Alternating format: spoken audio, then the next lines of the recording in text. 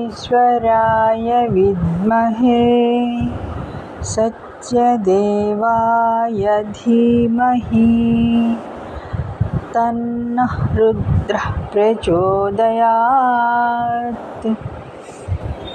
ఓం. భగవాన్ శ్రీ సత్యసాయి సచ్చరిత్ర తపోవనము మొదటి రోజు పారాయణము గురువారము. మొదటి అధ్యాయము తపోవన ప్రవేశము. శ్రీ పుట్టపర్తి నిలయుడు కాపాడును నిన్నెప్పుడు, కరుణాకరుడై చేపట్టి నిన్ను బ్రోచును, ఏ పట్టున విడవకుండా ఏలును నిన్ను. బాబా. ప్రస్తావన. జగము సాయిమయము, ఈ యుగము సాయి యుగము. శ్రీ సత్యసాయి బాబా సాక్షాత్తు అవతార పురుషుడు. ఆ ప్రేమమూర్తి మహిమ క్రమముగా పుట్టపర్తి నుంచి బయలుదేరి ధర్మవరము చేరి అచ్చటి నుండి అనంతపురము మీదుగా కొండలు, కోనలు, నదులు, సముద్రములు దాటి మహానగరములతో సహా విశ్వమంతటా విస్తరించింది.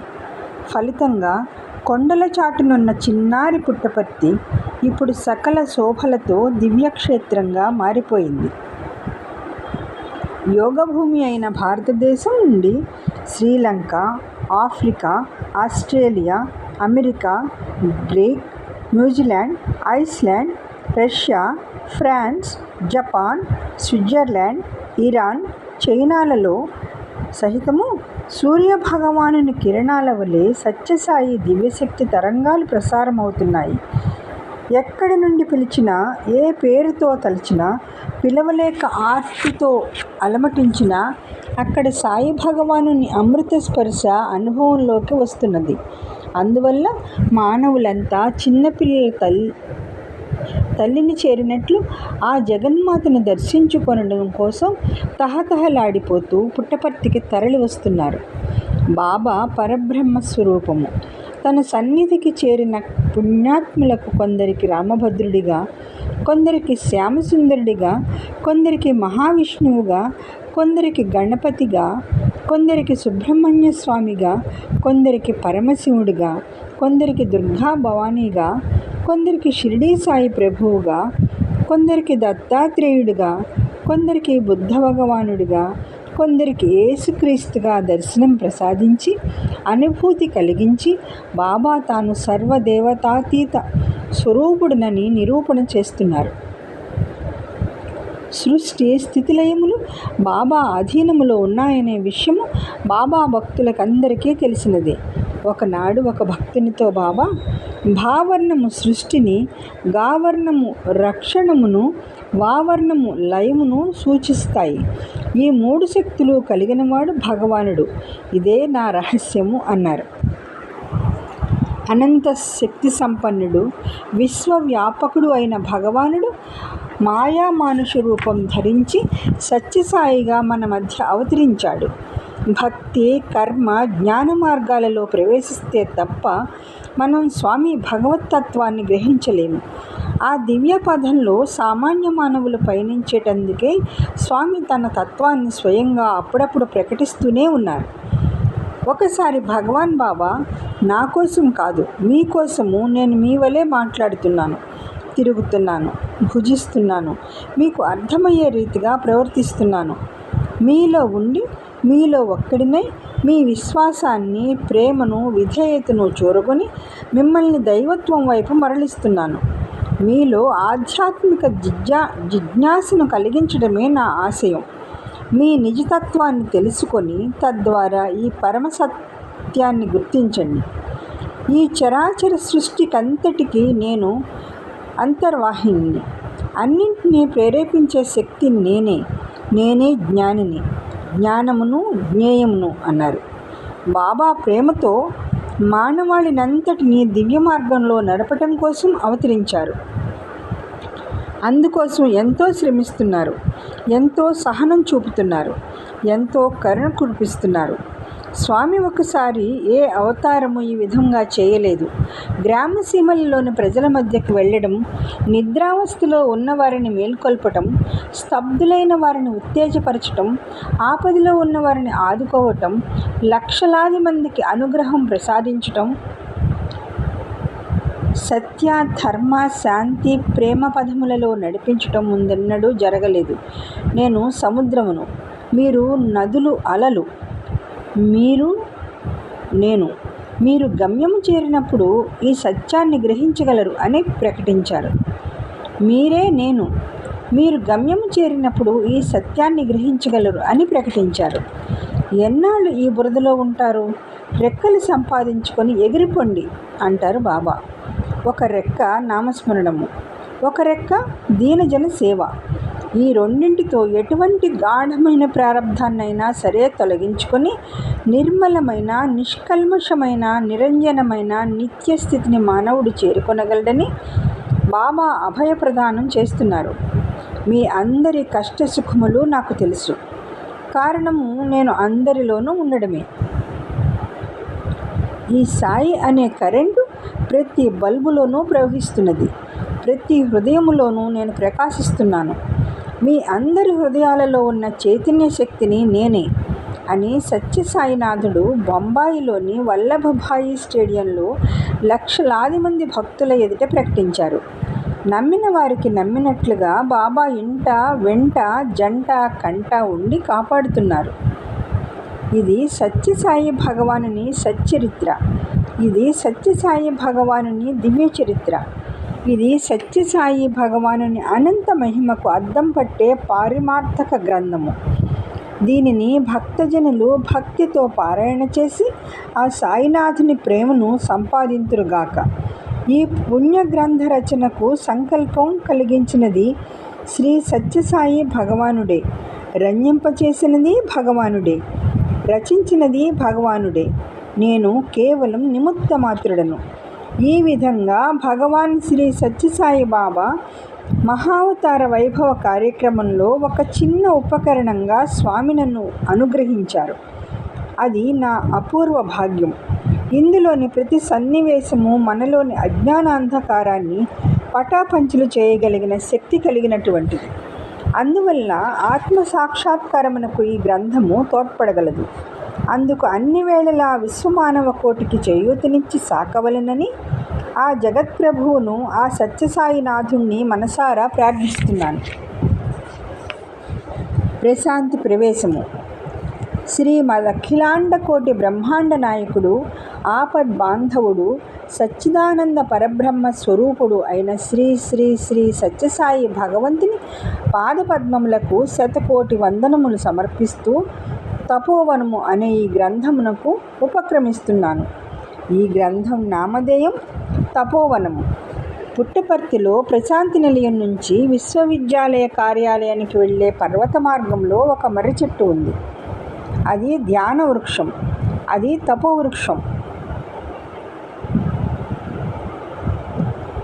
1959వ సంవత్సరము జూన్ 29వ తేదీ నాడు భగవాన్ శ్రీ సత్యసాయి బాబా వారు బీజాక్షరాలతో కూడిన ఒక తామ్ర ఫలకం సృష్టించి నేలలో నిక్షిప్తం చేసి ఈ వృక్షాన్ని ప్రతిష్ఠింపచేశారు. ఆ సందర్భంలో భక్తులను ఉద్దేశించి భగవాన్ బాబా, ఇది బుద్ధ భగవానుని బోధి వృక్షం, ఇది జ్ఞాన వృక్షం. బాలకృష్ణుడు ప్రళయకాలంలో పవళించిన వటపత్ర సాయి అనే నామం ధరించినది ఈ వటపత్రం వల్లనే. భగవద్గీతలో సూచించిన వృక్షం ఇదే. ఇక్కడ తపస్సు చేసిన సాధకులకు కాంక్షాసిద్ధి, కార్యానుకూలత, ఇంద్రియ నిగ్రహం, చిత్తస్థైర్యం లభిస్తాయి అన్నారు. ఈ వృక్షం ప్రతిష్ఠించడం వల్లనే స్వామిని సాధకానుగ్రహ వటవృక్ష ప్రతిష్టాపకాయ నమః అనే నామంతో పూజిస్తున్నాము. ఈ వటవృక్షం అమరవృక్షం. ఇది ఊడలుగా దిగి వేరుని అక్షయంగా అభివృద్ధి పొందుతూ ఉంటుంది. చల్లని నీడనిచ్చి హాయి కలిగిస్తుంది. నిజానికి సమస్త విశ్వానికి శాంతిని కలిగిస్తూ వ్యాపిస్తున్నటువంటి జీవిత ప్రయాణంలో అలసి సొలసిన ఆర్తులకు, జిజ్ఞాసులకు, అర్థార్థులకు, జ్ఞానులకు పరమ ప్రశాంతిని ప్రసాదిస్తున్నటువంటి సత్యసాయి భగవానుడే అసలు తపోవృక్షం. ప్రశాంతి నిలయమే తపోవనం. ప్రశాంతి నిలయ నిర్మాణం ఆరంభించక ముందు ఒకనాడు ఆ కొండల ప్రదేశంలో నిలబడిన భగవాన్ బాబా నోటి నుండి ఈ దివ్యవాక్కులు వెలువడ్డాయి. ఈ ప్రదేశం త్వరలోనే ఒక షిరిడీగా, ఒక తిరుపతిగా, ఒక వారణాసిగా రూపొందుతుంది. వేల కొలది యోగులు, సాధువులు, జిజ్ఞాసులు ఈ క్షేత్రానికి వచ్చి ఆత్మశాంతిని, మోక్షాన్ని పొందుతారు. ఇచ్చటి నుండే సనాతన ధర్మోద్ధరణ కార్యక్రమం ఆరంభమవుతుంది. ప్రపంచం నలుమూలల నుంచి లక్షలాది మంది నన్ను వెతుక్కుంటూ ఇక్కడికి వస్తారు. ఆ అనంతమైన జనసందోహం చివర నిలబడి ఉన్నవారు దూరం నుంచి చిన్న చుక్కలా కనిపించే ఈ కాషాయ రంగును చూసి తాము ధన్యులమయ్యామని భావిస్తారు. స్వామి ఈ మాటలన్న అనతి కాలంలోనే ప్రశాంతి నిలయం ఏర్పడింది. విశిష్టమైన ప్రశాంతి మందిరం, మహాగోపురం, భక్తజనులకు అనేక అంతస్తుల ప్రాసాదాలు ఏర్పడినాయి. ప్రశాంతి నిలయం పట్టణ వాటికి అయ్యింది. పూర్ణచంద్ర సభాసదనం, సాయి కుల్వంత్ హాల్ వెలిశాయి. ఇది మానవులందరూ అద్భుతమైన ప్రశాంతిని పొందే ఒక దేవాలయం, ఒక చర్చి, ఒక మసీదు, ఒక యూదుల ప్రార్థనా మందిరం. మానవ రూపంలో అవతరించిన భగవంతుని అపారమైన ప్రేమలో లీనమై అత్యున్నతమైన ప్రశాంతిని ఇక్కడ అందరూ పొందవచ్చు. ప్రతి మానవుని హృదయం ప్రశాంతి నిలయంగా మార్చడమే నా లక్ష్యం. ఈ లక్ష్యం నెరవేర్చడం కోసం నా ఈ అవతారం వచ్చింది అన్నారు భగవాన్ బాబా. ఎవరు ఏ దైవమునైనా సరే ఇక్కడ స్వేచ్ఛగా, హాయిగా ధ్యానించుకొనవచ్చు. ఎవ్వరూ ఆటంకపరచరు. ఈ అవకాశం ఈ విశ్వం మొత్తంలో ఎక్కడా లేదు. అందుకే ఇది విశ్వ తపోవనం. ఇక్కడ తపస్సిద్ధి చాలా త్వరగా కలుగుతుంది. నిరాకారుడైన పరబ్రహ్మ స్వరూపుడు నరాకారుడై ఇక్కడ నడయాడుతున్నాడు. నీవు తపస్సు చేస్తూ కూర్చో చాలు. భగవంతుడే నీ ముందుకు వస్తాడు. నీ ఎదుట నిలబడతాడు. మందహాసం చేస్తాడు. నీతో మధుర భాషణ చేస్తాడు. నిన్ను స్పృశిస్తాడు. నిన్ను ఆశీర్వదిస్తాడు. నీలో దివ్యానందానుభూతిని కుమ్మరిస్తాడు. ఈ తపోవనంలోకి ప్రవేశించడం జన్మజన్మల అదృష్టం వల్ల మాత్రమే కలుగుతుంది. అందుకే భగవాన్ బాబా అంటారు, నా సంకల్పం లేనిదే ఎవ్వరూ పుట్టపర్తిలో అడుగు పెట్టలేరు. యాదృచ్ఛికంగా ఎవ్వరూ ఇక్కడికి రాలేరు అని. ఇది అక్షరాల నిజం. ప్రపంచంలోని ఎన్నో ఖండాల వారు, ఎన్నో దేశాల వారు, ఎన్నో జాతుల వారు, ఎన్నో భాషల వారు అశాంతిని పోగొట్టుకోవడం కోసం ఇక్కడికి వస్తున్నారు. పరమ ప్రశాంతిని పొందుతున్నారు. ఇదివరకు వారు చేసిన తపస్సుకు, ఆధ్యాత్మిక సాధనకు ఇక్కడ భగవత్ సాక్షాత్కారం అనే ఫలితం పొందుతున్నారు. వారు సాయినాథుడు ప్రసాదించే వరాలను అందుకుంటున్నారు. ఇప్పటి వరకు తపస్సు, ఆధ్యాత్మిక సాధన చేయని వారు సత్యసాయినాథుడిని దర్శించిన దగ్గర నుంచి విధాలైన సాధనలకు పూనుకుంటున్నారు. ఇది కళ్ళెదుటి కనిపిస్తున్న సత్యం. ఈ అనేక కారణాల వల్ల ఈ గ్రంథానికి తపోవనం అని పేరు పెట్టబడింది. అందుకు కరుణాంతరంగుడైన సత్యసాయినాథుడు అపారమైన అనుగ్రహంతో ఆశీర్వదించారు.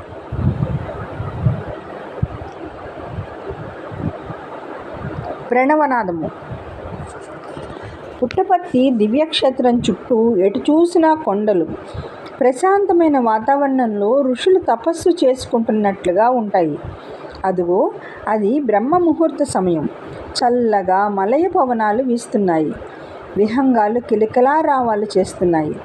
ప్రశాంతి నిలయ ప్రాంగణంలో 5 గంటలకు మహారాష్ట్రకు చెందిన నాసిక్ నివాసి పోలోకర్ మహాశయుడు 12 గంటలు మ్రోగించాడు.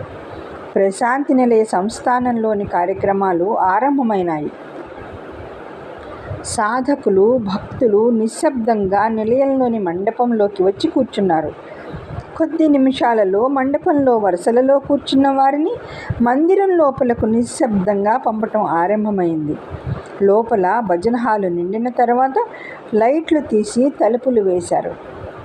సమయం సరిగ్గా 5:20 ఒక ఘంటానాదం వినిపించింది. భక్తులు శృతిహితంగా శాంత స్వరంతో ఆత్మను పరమాత్మతో అనుసంధానం చేసే ఓంకారాన్ని పలకసాగారు. ఓం ఇతి ఏకాక్షరం బ్రహ్మ అని పరబ్రహ్మవాచకమైన ఓంకారాన్ని మహామంత్రంగా ఋషులు మనకు ప్రసాదించారు. ఇది అకార ఉకార మకారముల త్రిపుటి. ఈ ప్రణవ జపం వల్ల మనస్సు లయమై ఆనందానుభూతి కలుగుతుంది. విశ్వమంతటా వ్యాపించి ఉన్నది ఒకే ఒక్క శబ్దము, అది ఓంకారము. అదే ప్రణవము. సమస్త ప్రకృతి ప్రణవమయమే. సెలయేళ్ల ధ్వని ప్రణవమే. సముద్రఘోష ప్రణవమే. వేయేల ఉచ్ఛ్వాస నిశ్వాసములు ప్రణవమే. పల్లకి మోసేవారు కానీ, బరువులు ఎత్తేవారు కానీ, వస్త్రములు ఉతికేవారు కానీ తమ తమ శ్రమలను శాంతపరుచుకొనటానికై ఓంకారమునే స్మరిస్తున్నారు. అటువంటిది అర్థమును తెలుసుకొని ప్రణవమును జపిస్తే భవభారములనంతటినీ తొలగించుకొనవచ్చునంటారు భగవాన్ బాబా. ఇంజనును తగిలించటం చేత రైలు పెట్టెలన్నీ ఏ రీతిగా ముందుకు వెళతాయో అదే రీతిగా ప్రణవం వల్లనే సకల మంత్రాలు శక్తిమంతంగా కదులుతున్నాయి. ఒక్క ప్రణవమును మనము ఉచ్చరిస్తే సర్వవేద సారమును మనము ఉచ్చరించినట్లే. అటువంటి ఆనంద ప్రాప్తిని కలిగించే ఓంకారం 21 పర్యాయాలు జపించబడింది. ఆధ్యాత్మ తరంగాలు ప్రభాత వాయు తరంగాలతో కలిసి విశ్వవ్యాప్తమైనాయి. అనంతరం సుప్రభాతం. ఈశ్వరాంబాసుత శ్రీమాన్ పూర్వా సంధ్యా ప్రవర్తతే ఉత్తిష్ట సత్యసాయి సా కర్తవ్యం దైవమాహ్నికం ఉత్తిష్టోత్తిష్ట పర్తేసా ఉత్తిష్ట జగతీపతే ఉత్తిష్ట కరుణాపూర్ణ లోకమంగళ సిద్ధయే చిత్రావతీ తట విశాల సుశాంత సౌధే తిష్టంతి సేవక జనాస్తవ దర్శనార్థం ఆదిత్య కాంతిరనుభాతి సమస్తలోకాన్ శ్రీ సత్య సాయి భగవాన్ తవ సుప్రభాతం త్వన్నామ కీర్తనరతాస్తవ దివ్యనామ గాయంతి భక్తిరసపాన సృహుష్టచిత్తాః దాతుం కృపాసహిత దర్శనమాసుతేభ్యః శ్రీ సత్య సాయి భగవన్ తవ సుప్రభాతం ఆదాయ దివ్య కుసుమాని మనోహరాణి శ్రీపాద పూజాన విధం భవధంగ్రిమూలే కర్తుం మహోత్సుకతయా ప్రవిశంతి భక్తాః శ్రీ సత్య సాయి భగవన్ తవ సుప్రభాతం దేశాంతరాగత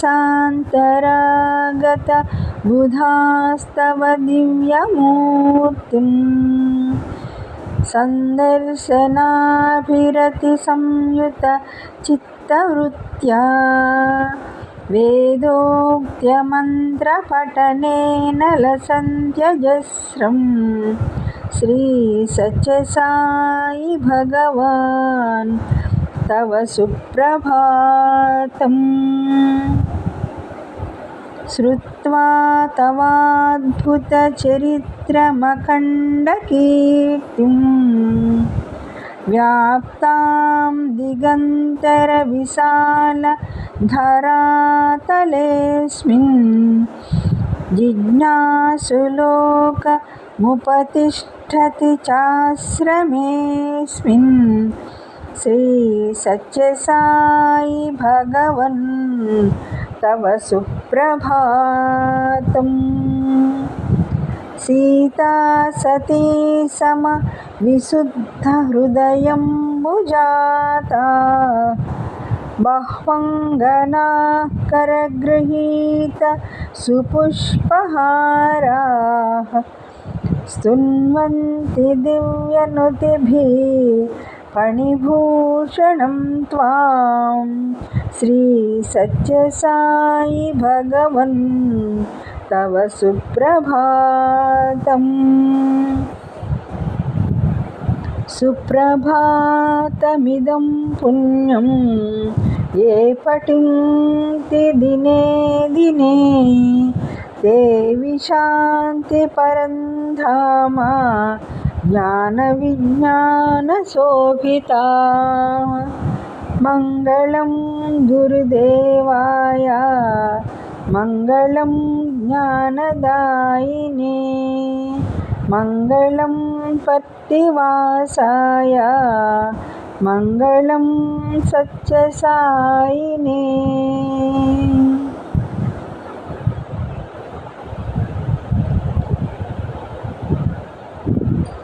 సర్వసాక్షి అయిన భగవంతుని మేల్కొల్పులు పలకటం వింత కదా.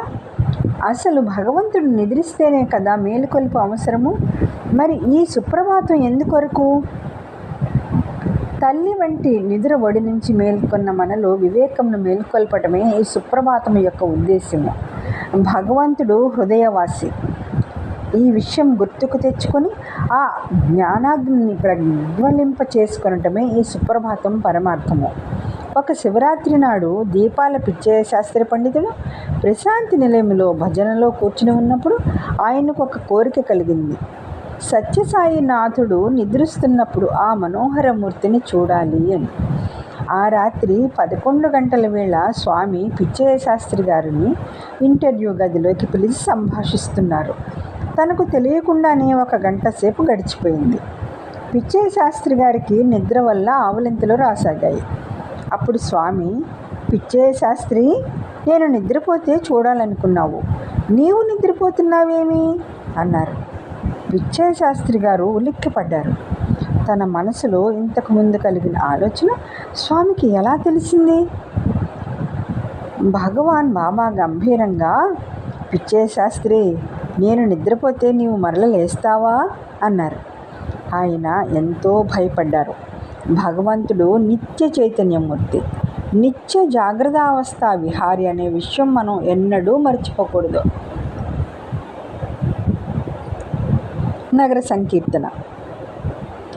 ప్రభాత సమయంలో ప్రశాంతి నిలయం ఆవరణలో విహంగాల కిలకిలారావాలు చేస్తుండగా, చల్లని గాలిలో వేద పండితులు శృతిహితంగా వేదపఠనం చేస్తుండగా, తర్వాత స్త్రీలు, ఆ తర్వాత పురుషులు మృదంగం, కంజిర, తాళాలతో నామ సంకీర్తన చేస్తూ స్వామి మందిరం చుట్టి రావడం ఒక మధురమైన అనుభవమే.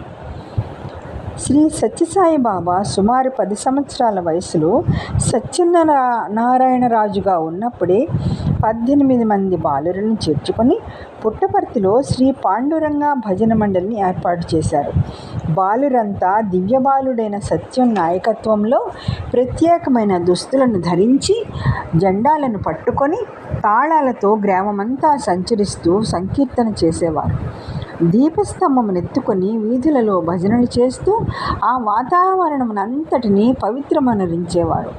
చుట్టుపక్కల గ్రామాలన్నీ కలరా, స్ఫోటకం వంటి వ్యాధులతో నిండి జనులు మృత్యుపాలవుతున్న దశలో పుట్టపర్తిలో ప్రజలు సుఖంగా జీవితం గడుపుతున్న కారణం శ్రీ సత్యం ప్రవేశపెట్టిన పాండురంగ భజన మహిమేనని అందరూ గ్రహించారు.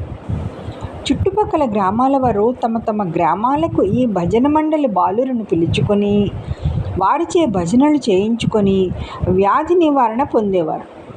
బీజప్రాయమైన ఆనాటి పాండురంగ భజన మండలియే ఈనాడు శ్రీ సత్యసాయి సేవా సమితి నగర సంకీర్తన బృందాలుగా విశ్వవ్యాప్తములైనాయి. సందర్శనము. నగర సంకీర్తన కాగానే భగవంతుని దర్శనం కోసం భక్తులు వరుసలుగా మండపంలోకి చేరుతున్నారు. అంతలో ఆలయ పురోహితులు ప్రవేశద్వారం ఎదుట కొలువుతీరిన వినాయకునికి, సుబ్రహ్మణ్య స్వామికి అభిషేకము, అలంకరణ, పూజ పూర్తి చేసి హారతి ఇచ్చారు. ఇక ఇప్పుడు అందరూ ఆ భగవంతుని కోసం, ఆ సచ్చిదానంద స్వరూపుని కోసం, ఆపద్ బాంధవుని కోసం ఆర్తితో ఎదురుచూస్తున్నారు. ఎన్ని దేశాల వారు, ఎన్ని మతాల వారు అక్కడ ఉన్నప్పటికీ, ఎవరు ఏ మంత్రం జపిస్తున్నప్పటికీ అందరి లక్ష్యం ఒక్కటే, అదే కరుణాంతరంగ సత్యసాయి భగవంతుని సందర్శనము. దాదాపు 2 గంటలు గడిచింది. స్వామి ఇంకా రానేలేదు. ఏ భక్తుడు ఎక్కడి నుంచి ఆర్తితో ఎలుగెత్తి పిలిచాడో, సాయి అని పిలవగానే ఓయి అంటూ స్వామి అతన్ని కాపాడడానికి వెళ్ళి ఉంటారు. ఆ ఆపద నుంచి బయటపడ్డాక అతడు స్వామిని వదిలిపెడతాడా? స్వామి స్వామి అంటూ తన కన్నీటితో స్వామి పాదాలకు అభిషేకం చేయకుండా ఉంటాడా? అందువలనే ఇంత ఆలస్యం. లేకపోతే ఇన్ని వేల మంది ఎదురు చూస్తుంటే ఆ దయామయుడు లోపల కూర్చొనగలడా? అదిగో స్వామి రాకను చూస్తూ సన్నగా మోహన మురళీరవళి, అవిగో అరుణారుణ కాంతులు. అందరి దృష్టి అటువైపే. ఏకం సత్ అరుణాంబరధారి కరుణామూర్తి అయిన సత్యసాయి భగవానుడు అందాలు చిమ్ముకుంటూ, చిరునవ్వులు చిందిస్తూ, అభయప్రదానం చేస్తూ, ఉత్తరాలు అందుకుంటూ, పాద నమస్కారం ప్రసాదిస్తూ, విభూతిని సృష్టిస్తూ, ఆశీస్సులు అనుగ్రహిస్తూ అద్భుతంగా కదిలి వస్తున్నారు. మౌన వ్యాఖ్య ప్రకటిత పరబ్రహ్మతత్వం అన్నట్లుగా స్వామి ప్రత్యక్షంగా మాట్లాడకపోయినా అందరి సంశయాలు పటాపంచలైపోతున్నాయి. శాంతి, కరుణ, ప్రేమ వేలాది మంది హృదయాలలో నిండిపోతున్నాయి. ఎన్నేళ్ల నుంచి స్వామిని చూడాలి అని తప్పించిపోయాము. అటువంటిది ఆ దయామయుడు నిజంగా దగ్గరికి వస్తున్నాడు. ఓ నేత్రములారా, భగవానుడి దగ్గరికి వస్తున్నాడు. నన్ను తనివి తీరా చూడనివ్వండి. సమయానికి కన్నీటి ధారలతో స్వామిని కనిపించకుండా చేయకండి. ఓ మనసా, ఒకటే కలవరించావే, ఇడిగో దివ్యమంగళ స్వరూపంతో స్వామి దగ్గరకు వస్తున్నాడు. ఓ తనువా, స్వామి పాదపద్మములను సృష్టించి ఆ స్పర్శతో పునీతమవు. ఓ నాలుక, స్వామితో మాట్లాడు. ఎవ్వరు చెప్పిన మాటను వినరే. స్వామిని తనువి తీరా చూద్దామంటే కన్నీటి బాష్పాలు, మాట్లాడదామంటే కంఠం గాద్గిదకం, పాదపద్మాలను సృష్టిద్దామంటే పరవశంతో మైమరుపు. ఆ దయామైన దర్శనంతోనే అందరికీ సమాధానంగా పరమప్రశాంతి లభిస్తున్నది. ఏదో దివ్యలోకం నుంచి ఈ లోకంలోకి వచ్చినట్లుగా అనిపించే సత్యసాయి పరమాత్ముడిని చూస్తున్నప్పుడు బాబా చెప్పిన నా ఆనందం కోసం నేను ఈ విశాల విశ్వాన్ని సృష్టింపదలచాను. అప్పటి వరకు నేనెవరో తెలుసుకొనటానికి ఎవ్వరూ లేరు. కేవలం సంకల్పించాను అంతే.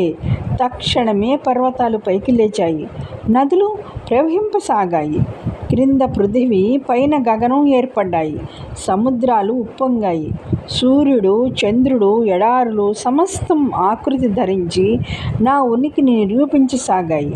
అప్పుడు భూచర, జలచర, ఖేచరములు విహరించసాగాయి.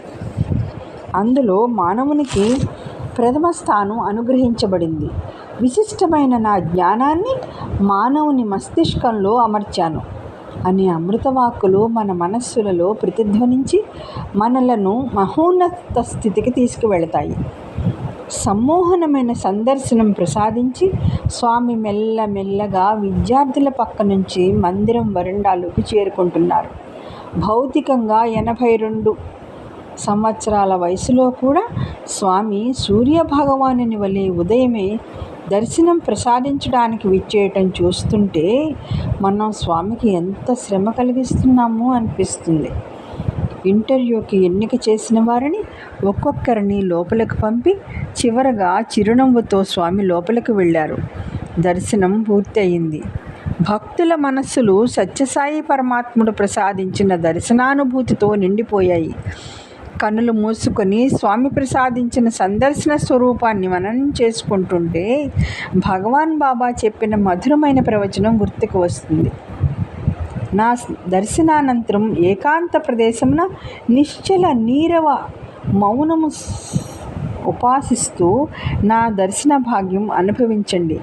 అప్పుడు మీకు నా ఆశీర్వాద ఫలితం పూర్తిగా లభిస్తుంది. నేను మీకు దర్శనమిస్తూ మీ ముందు వెళ్ళేటప్పుడు నా శక్తి మీ యందు ప్రసరిస్తుంది. మీరు వెనువెంటనే ఇతరులతో సంభాషించటం ప్రారంభిస్తే మిమ్ము చేరిన నా శక్తి నిష్ఫలమై వెనుతిరిగి నన్నే చేరిపోతుంది. నేను దేనిని వీక్షించినా అది శక్తివంతమై మార్పు చెందుతుంది. అదేవిధంగా మీరు దినదినము మార్పు చెందుతున్నారు.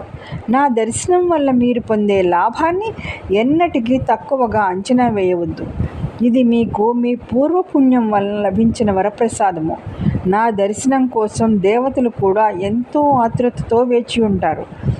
ఇంతటి దర్శన భాగ్యం మీకు సులభంగా దినదినము లభిస్తున్నది. ఇది మీ జన్మాంతర పుణ్య విశేషమని మరువవద్దు.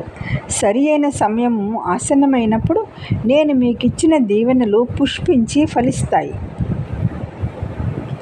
ఎంత అద్భుతమైన అభిభాషణం ఇది! నా దర్శనం కోసం దేవతలు కూడా ఎదురు చూస్తుంటారు. ఈ మాట విన్నప్పుడు కొన్ని పరమాద్భుతమైన సన్నివేశాలు గుర్తుకు వస్తాయి. నా దర్శనం కోసం దేవతలు కూడా ఎదురు చూస్తుంటారు. పెద్దబొట్టు అనుభవం. షిరిడీ సాయినాథుని దివ్య సన్నిధిలో కొన్నాళ్ళు ఉండి స్వామిని ప్రత్యక్షంగా చూసి స్వామితో సంభాషించిన ధన్యురాలు గాలి శారదాదేవి. ఈమెను పుట్టపర్తికి ఆహ్వానించి స్థిర నివాసం కలిగించి ఆమెకు పెద్దబొట్టు అని పేరు పెట్టింది సత్యసాయి భగవానుడే.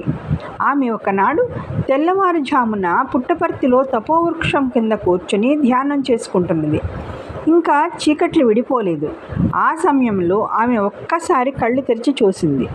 స్వామి మందిరం మేడపై నుంచి గోపురం మీదుగా కొందరు దేవకాంతలు తెల్లని కాంతులు విరజిమ్ముతూ తూర్పు కొండల వైపు సాగి వెళుతున్నారు. వారు మనోహరాకృతులతో ఉంటూ నేలపై కాకుండా గగన మార్గంలో వెళ్ళడం, మిరుమిట్లు గొలిపే వారి దేహకాంతి, వారు ధరించిన దివ్య పూలమాలలో చూసి వారు మానవ మాతృలు కారని ఆమె తెలుసుకున్నది. ఆ సమయంలో వీణల విందుగా వాయిద్యముల ధ్వని, మువ్వల సవ్వడి వినిపించసాగాయి. ఆమె ఆ దృశ్యం చూసి దిగ్భ్రాంతి పొందింది. దేవదేవుడైన సత్యసాయి పరబ్రహ్మ దర్శనం కోసం దేవతలు వచ్చి వెళుతున్నారని ఆమె గ్రహించింది. ఆమె యోగిని కాబట్టి ఆమెకు భగవానుడు ఆ దర్శనం ప్రసాదించాడు. ఆమె కొండ దిగి వచ్చి మెల్లగా భజన హాలు తలుపు తెరిచి చూస్తే అందరూ నిద్రావస్థలో ఉన్నారు. కానీ మనోహరంగా సంగీతం వినిపిస్తూనే ఉంది.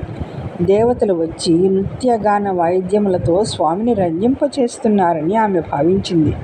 తెల్లవారిన తర్వాత పెద్దబొట్టు భగవాన్ బాబాతో, స్వామి, ఈ వేళ మీ దర్శనం చేసుకుని వెళుతున్న దేవతలను చూశాను అన్నది. అప్పుడు స్వామి, ఓహో అలాగా అని చిరునవ్వు నవ్వారు. రాజారెడ్డి అనుభవం. ఆ రోజు వైకుంఠ ఏకాదశి. అది శ్రీ మహావిష్ణువు ఉత్తర ద్వార దర్శనం ప్రసాదించే రోజు. ప్రాచీన శాస్త్రాలు ఇది పేర్కొంటున్నాయి. రాజారెడ్డి ప్రశాంతి నిలయం మేడ మీద వరండాలో పడుకుని ఉన్నాడు. అర్ధరాత్రి సమయంలో ఆయనకు మెలకువ వచ్చింది.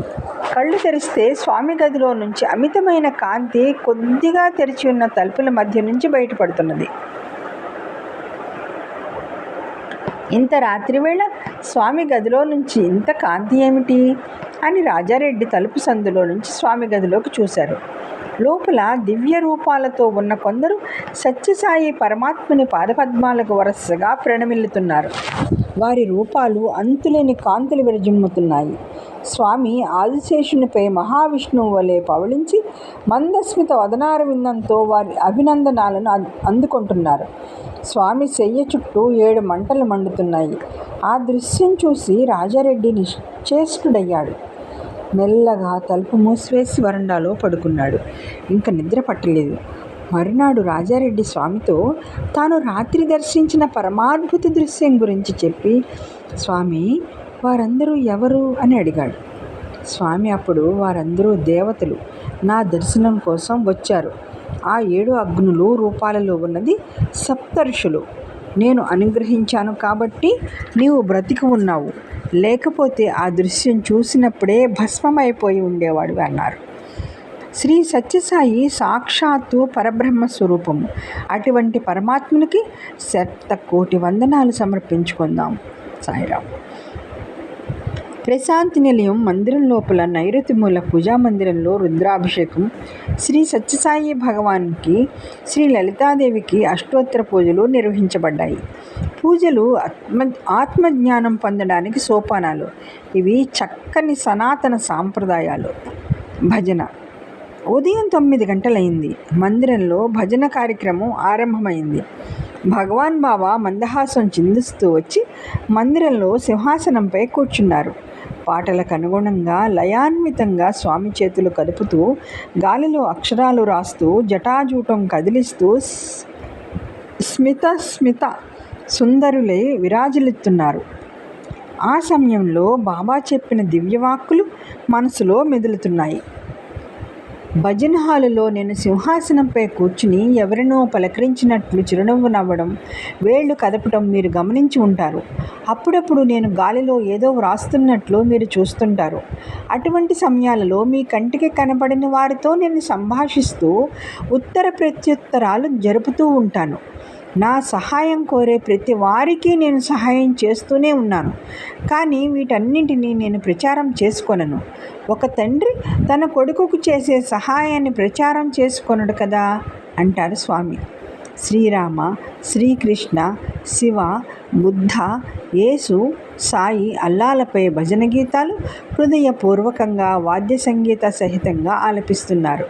ప్రశాంతి మందిరం మొత్తంలో ఆ భక్తి గీతాలు పరిపూర్ణంగా ఆనంద తన్మయత్వం పొందేది ఆ ఒక్క సాయి భగవానుడే. ఆ ఆనంద ముద్రలో స్వామిని చూడటం ఒక మరుపురాని మధురానుభూతి. ఒక వృక్షం కింద చేరి గట్టిగా శబ్దం చేస్తూ చప్పట్లు కొడితే కొమ్మల మీద పక్షులన్నీ దూరంగా పోతాయి. మన జీవితం కూడా ఇటువంటిదే. జీవిత వృక్షంపై కామ, క్రోధ, లోభ, మోహ, మదమాశ్చర్యములనే పక్షులు మహాగందరగోళం చేస్తుంటాయి. కనుక మీరు రామకృష్ణ, గోవింద, నారాయణ అని శబ్దం చేస్తూ లయగా చప్పట్లు కొడితే అవన్నీ ఎగిరిపోయి మీ హృదయ క్షేత్రాలు శుభ్రమవుతాయి అని స్వామి ప్రబోధం. భజనలోని అంతరార్థం గ్రహించి హృదయాలను భగవదభిముఖం చేసుకుందాం. ఓం జై జగదీశ హరే. పాట పూర్తయింది. హారతి తీసుకొని స్వామి లోపలికి వెళ్ళారు. ప్రశాంతి నిలయంలో ఇది ప్రభాత కార్యక్రమం. మనం కూడా సాయి పరమాత్మనికి అభివందనాలు చేసి ఆ దివ్య మనోహర దర్శనం మననం చేసుకుంటూ స్వామి వెళ్ళింది మన హృదయ మందిరంలోకి అని గ్రహించి నిశ్శబ్దంగా నిలయంలోని మన నివాసానికి చేరుకుందాం పదండి. ఓం శ్రీ సత్యసాయి పరబ్రహ్మణే నమః. శాంతి శాంతి శాంతి. ఇది మొదటి అధ్యాయం.